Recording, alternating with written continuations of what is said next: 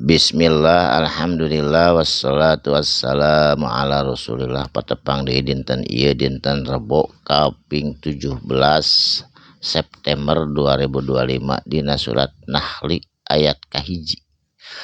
A'udzu billahi minasyaitonir rajim. Bismillahirrahmanirrahim. Ari ieu surat Nahli teh tegesna hartosna lebah atawa ceuk basa Sunda nama nyiruan. Diturunkeunana di mana surat Nahli di kota Mekah sateu acan Rasulullah Kangjeng Nabi Muhammad hijrah ka Madinah. Mangga orang kawitan. Bismillahirrahmanirrahim. Niat abdi ngaos bismillahi kalayan nyebat jenengan Allah. Ar-Rahmani Allah teh gaduh sifat anu maha welas, Ar-Rahimi tur anu maha asih. Saterasna ata amrullahi ata mangka bakal datang, pasti bakal datang naon amrullahi eta urusan Allah, perintah Allah. Tegesna kiamah pasti bakal datang, baik itu kiamah kubro, kiamah besar-besaran, atau kiamah sugro, tegesna kematian. Jadi eta kiamah teh pasti datang ka setiap jama, bakal ngarasakeun hari kiamah. Saterasna fala tastajiluhu mangka ulah boga kahayang, atawa ngamaksud urang tastajiluhu kana yen hayang disegerakan atawa hayang gagancangan kana eta perkara Allah amrullah.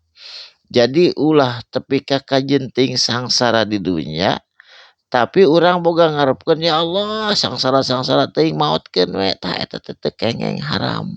Tastajiluhu eta teh atanapi urang teh bunuh diri komo eta mah leuwih bahaya pisan bendu Allah. Margi siksaan sangsara di dunia mah atanapi ngarandapan kaprihatinan di dunia mah moal sateuy kukueun siksaan bebendu Allah di akhirat. Maka ulah hayang disegerakeun, taat ibadah we ka Allah, ikhlas urang mah sieun dibendu ku Allah, ngalaksanakeun perintah Allah lillahi taala. Saterasna subhanahu maha suci sahahu Allah wa ta'ala jeung Allah teh tur nu maha luhur amma yusyrikun tina naon perkara anu dimusyrikeun ku jalma-jalma. Dimusyrikeun ku jalma-jalma nyembah nu sejen salian ta Allah, gaduh kakuatan nu sejen setiap kakuatan Allah, percaya kana kakuatan nu sejen selain kakuatan Allah eta namina musyrik.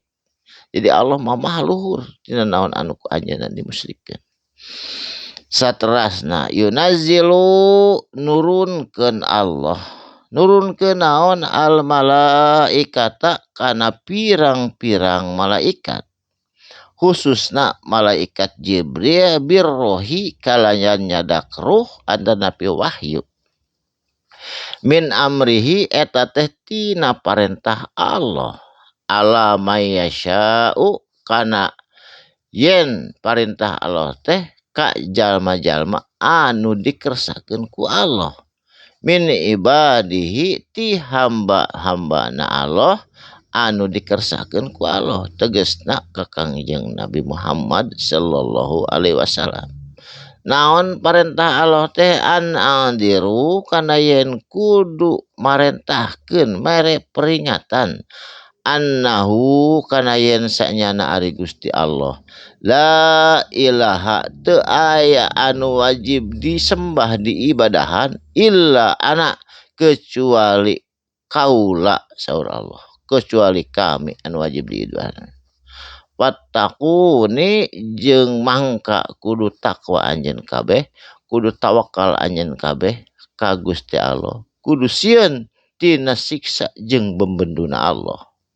Saterasna khalaqo geus nyiptakeun Allah kana naon as-samawati kana pirang-pirang langit anu numpuk 7 lapis bari dihiasi bintang gemintang jeung tata surah nu baradag pisan di luhur awang-awang wal ardo jeung muka bumi jeung perut bumi sagala oge eta ciptaan Allah bil haqi kalayan benar betul-betul dibutuhkan ku makhlukna teu aya anu diciptakeun ku Allah sia-sia sadayana ge benar perlu kanggo urang sadayana ti mimiti tongo nu pangletikna tapi kata tata surya nu pangageuna sadayana ge bil haq eta teh benar-benar ciptaan Allah kanggo kapentingan urang makhlukna atta ta'ala antur anu maha luhur Allah